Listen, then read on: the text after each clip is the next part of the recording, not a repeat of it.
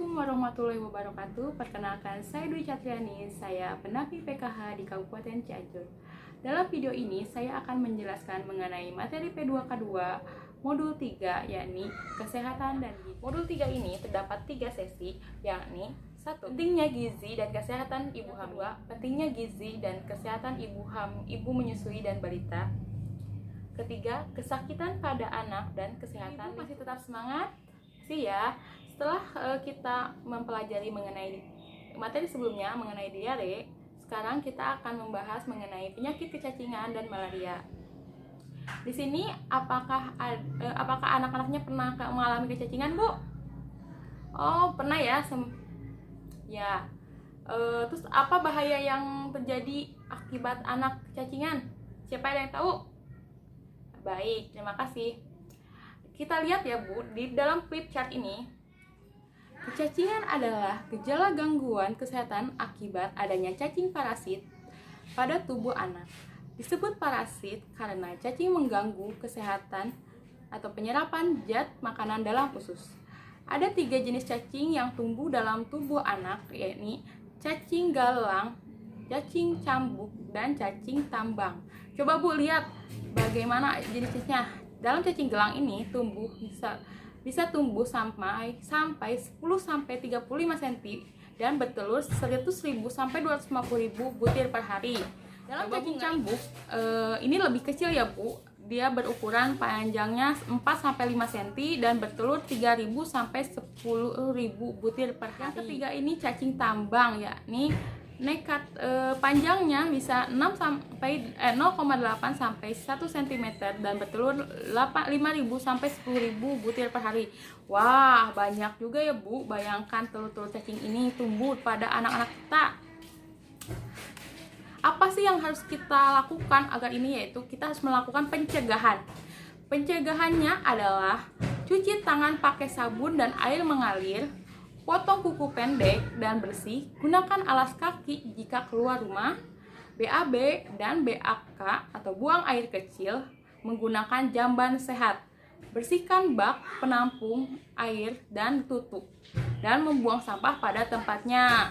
Ibu-ibu sudah melakukan hal tersebut 3.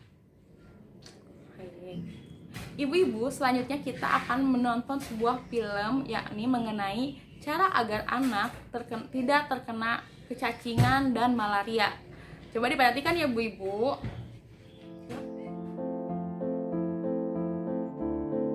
Anak kecacingan. 1. Hindari kebiasaan buang air besar di tanah, kebun atau sawah. 2. Pakai alas kaki sandal, sepatu jika keluar rumah. 3. Mencuci tangan dengan sabun dan air mengalir jika hendak makan. 4. Pemeriksaan rutin dan mendapat obat cacing di puskesmas. 5. Mengobati kecacingan pada anak termasuk menjaga kebersihan diri dan lingkungan supaya tidak tertular kecacingan. Anak malaria. 1. Memakai kelambu berinsektisida adalah kelambu yang sudah dilapisi dengan racun serangga yang dapat membunuh nyamuk, tetapi tidak berbahaya bagi kesehatan manusia. 2. Mencegah digigit nyamuk di daerah nyamuk malaria dengan memakai celana panjang dan kemeja lengan panjang saat berada di luar rumah. 3. Pemakaian penolak nyamuk atau obat nyamuk. 4. Pemakaian kawat kasa nyamuk pada pintu-pintu dan jendela-jendela rumah.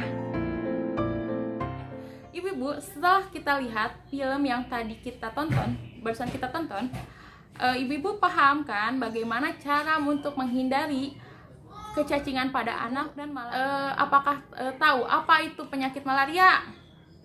Siapa yang bisa jawab? Ada yang bisa bantu? Ya, Pak? Betul. Penyakit malaria adalah gigitan oleh nyamuk. Tapi nyamuk yang bagaimana, Pak? Yang bisa menyebabkan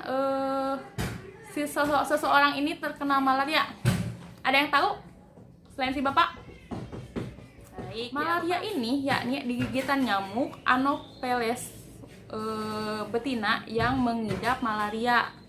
Jadi ini tuh untuk penyakit malaria tuh dibawa oleh nyasi nyamuk Anopheles ini, Bu. Anophelesnya Anopheles betinanya yang mengidap malaria, sehingga ketika gigitan itu kepada manusia, manusianya yang terkena malaria. Pencegahannya adalah memakai kelambu anti nyamuk berinsektisida yang tidak berbahaya bagi kesehatan manusia. Apabila seseorang sudah digigit oleh nyamuk Anopheles betina, kita harus segera bawa ke puskesmas. Jika demam disertai kejang, demam tidak turun dalam 2 hari, demam disertai bintik-bintik merah, pendarahan di hidung, dan atau BAB berwarna hitam. Selanjutnya ibu-ibu, saya mau nanyakan, adakah di sini yang kalau anaknya sakit atau suaminya sakit atau istrinya, keluarga lainnya kalau sakit menggunakan BPJS atau KIS gak bu ke puskesmas atau dokter? Ajukan tangan. Pernah ya? Sering ya? Alhamdulillah.